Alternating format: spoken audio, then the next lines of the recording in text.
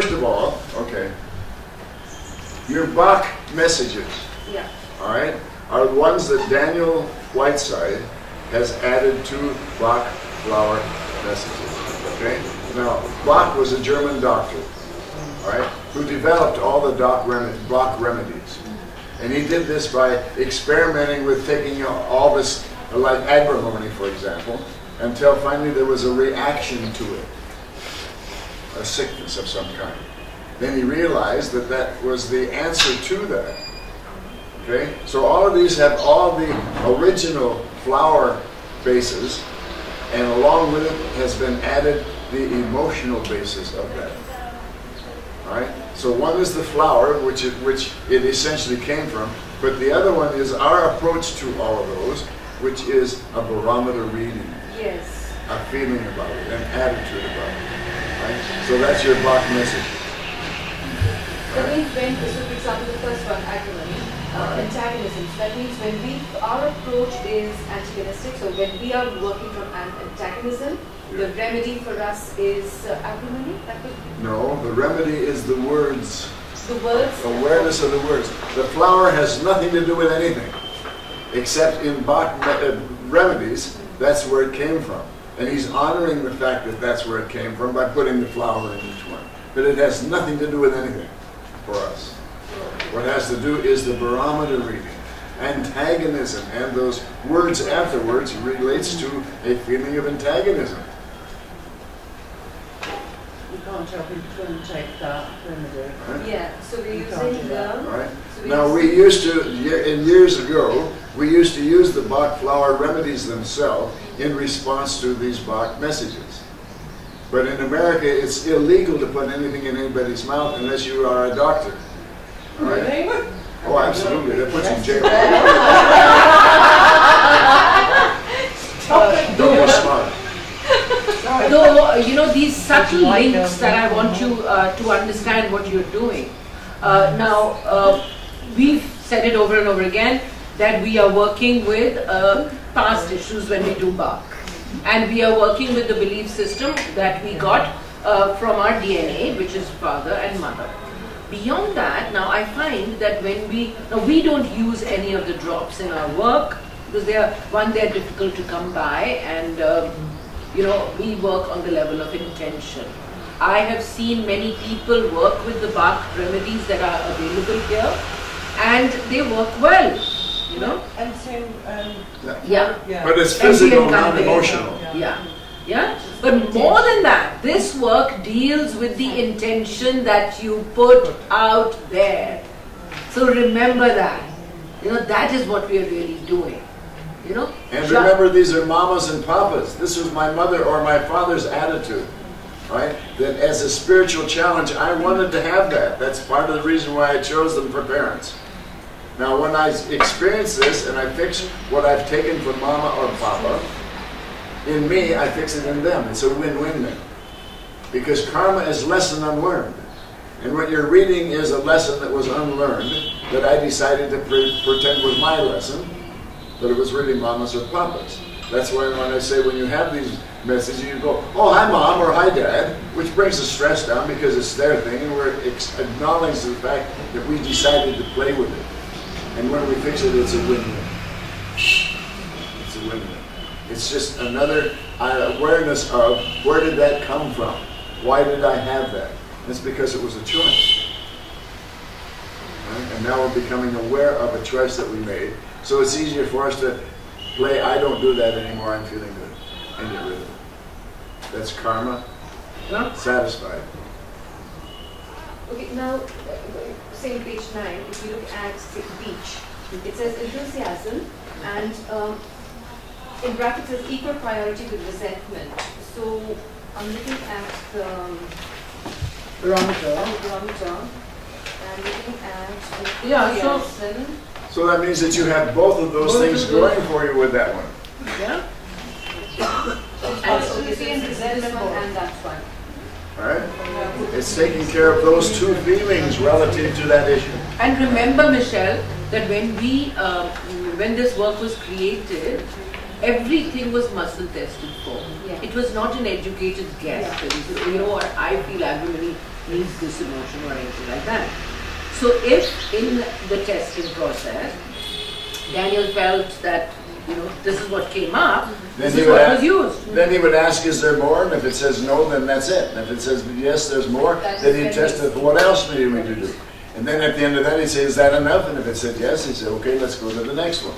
Okay. May I say one Yes. thing over here though Yeah. for this question? This is something which I've been asking myself also when I read the barometer, is hostility and resentment. Somewhere, if this is at the level of the emotion that I'm talking, it's not, and I feel both at the same time. When I'm reading the barometer, I try to figure this out at both the places. And I find myself not to be in a position to nail it for myself. Because Okay, they tend can to we come then, in. can we go back to the level of priorities? Okay, let me Then, explain that. please. That this is progression, the barometer. Yeah. From antagonism, if that doesn't work, we go to anger. If that doesn't work, we go to resentment. If resentment doesn't work, we go to hostility. So each one builds on each one all the way down to no choice. Yeah. And on the other side, it's the same thing with acceptance, willing, interest. They build all the way down to choice. Yeah, that Right? is. So when it says resentment, hostility, for example, that means both resenting and feeling hostile toward ourselves or whoever, because it is different, is involved in that, and we're being aware of and letting go of the emotional attachment of resentment and hostility to some degree to that particular reason. Yeah. Right? Now I'm just looking at the word unappreciated under resentment. Yeah. And let's go to deprived under hostility. Yeah. Right. Wouldn't you say they were connected? Yeah, they are connected. When I feel unappreciated, Yeah. you know, Okay. I feel Right. deprived of what is my due, and you know, Right? etc. And if you look at 1 to 8 underneath each one of those, they're also progressive. All right? Look at the first one. All right? I feel attacked. All right? When that doesn't work, outside I feel bothered. And then it goes to the next one. All right? That's true. Question. And that's, so there are also progressive. Yesterday when we were doing this clarity came when thanks to her and we arrived at the word belligerent, and we were actually looking up when Ritu suggested, and I know we were looking up, and then the sentence ended in the explanation of the word belligerent, and there was a dot and we were wondering where we were. So Ritu then pointed out that it went down to hysterical. That's when I suddenly realized these are no blocks. This is not acceptance, antagonism, 2 blocks and disconnected with the rest. It is a flow. It's Finally, all the whole thing is a connected flow. anyway. It's a progression. Okay, progression. Right? Progression. Okay. Because again, on the antagonism side, Yeah. right?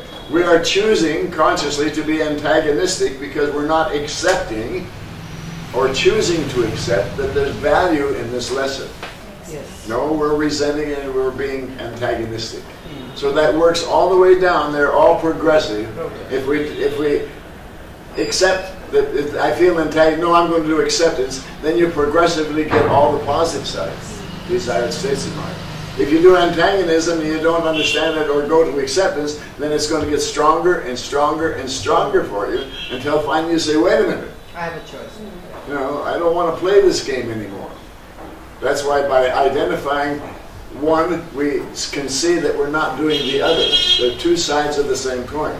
You're either doing this or you're doing this. And when you understand that this is what you're doing, you have a choice to do this if you're ready to do that. And when you do that, you get all your power back automatically.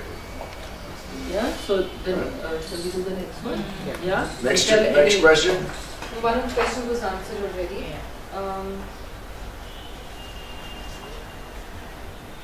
Yeah, I think the question was just answered. Good. Oh yeah, one more. One more? Okay. It's all right. Okay. You Now know, you're when going to we be do the embarrassed bounds- that you have another question, right? All right, the last one is, the last question is, you know, when we do the bounds, so when we go do the barometer reading, we start with conscious, subconscious, and then we do the body. Yeah. And, okay, but eventually we have to go down, we have to get down to the bounds, right? Well, we don't have to, but it's intelligent to do so. So why is it that, I know it's progressive, like it's you know what we were just saying, but how is it that we do not stop we don't get the reading at the conscious level. Okay, now understand this. That remember our belief system that we created was finished by the time we were 7 years old. So whatever we're doing subconsciously or consciously, it's in reaction to the first 7 years, our belief system. That's why we always take the bounce back to, how did I first decide to do this? And we're in the yellow part then, in the first 7 years of our life. All right? Now, that relates to subconsciously now, when I go to school and I'm a teenager and something comes up, I am reacting to that something or responding to it from the way I felt in the first 7 years of my life. I'm to instant age recession. All right? So what I'm doing really as a teenager is I'm reacting to a belief system I've already created, and I'm adding to it then. All right? Now, consciously, when I have a conscious doubt or fear, I instantly age recess to less than 7 years old, the same as I did as a teenager. And I then react the way that I reacted as a child, because what am I doing at the time? I'm protecting myself from pain, fear, and fear of pain. All right? And I have this feeling as a child that my life is over if I don't do something about this. All right? So now in present time, when I'm 30, 40, 50, whatever, and I have a doubt, I go right back to that same feeling of my life is going to end, I have to do it this way or I will no longer survive. That's why in an age recession, what we're doing is we're identifying, when did I first decide to feel this way? When I first decided. And until we go back to the age of cause, we can't change it. All right? So now I go to the age of cause, and I not only get rid of the stress on it, understand it, de-stress it, and I put in a new program. Now the brain doesn't know the difference between reality and fantasy.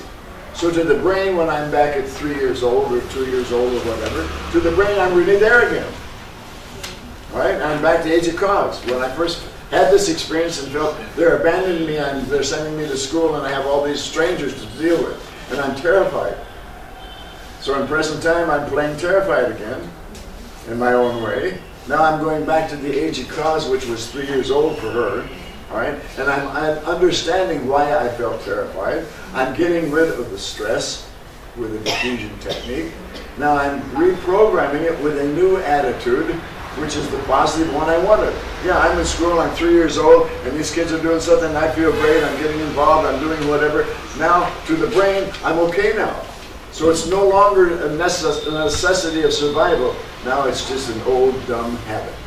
Now we can change habits, but until we reprogram it, that habit is keeping us alive, we think. It's a protection. So that's the value of this work that nobody else has. So when we reprogram it, Doc, when we reprogram it and then you arrive at the same point, say in the present time, does the new reprogrammed No. thing play What comes is the same thing, only now it's just a habit, right? It's not survival. Okay. As long as there's survival, we can't fix it because we might not survive. The minute that we reprogram it, now it's just a habit. And we can change habits. We have to work at it until we convince ourselves that we mean it. So it's not that I'm not going to feel that again, but it won't have the same power over me. All right? Now I have a choice where before I didn't feel I had a choice, because if I don't do this, I won't survive. So it's no longer on a survival level. So exactly. It's now been transformed. Absolutely, yes. All right, into just an old habit. And we are a creature of habits. Yes. So what are we doing in conscious awareness? We're replacing an old habit with a new habit. And what's the old habit? I don't do that anymore. What's the new habit? I'm feeling good. All right? Okay. So now we're creating a new habit of feeling good instead of the old habit of feeling bad. Yeah. Yeah. By choice. Next question? Okay. I have a question. What's the difference between age regression? Okay. Now, yes, thank you. I've done this before. I'll do it again. In hypnosis, when we age regress, and I take you back, I could do that. I used to be a hypnotherapist. I can take you back to 3 years old. With age regression, you are literally 3 years old. With age recession, we're in the 3-year-old time track with present time awareness. And all changes that are made in present time. Yes, you're at 3 years old, but with present time, you're making that change. All right? So that gives us that responsibility again that we wouldn't have in age regression.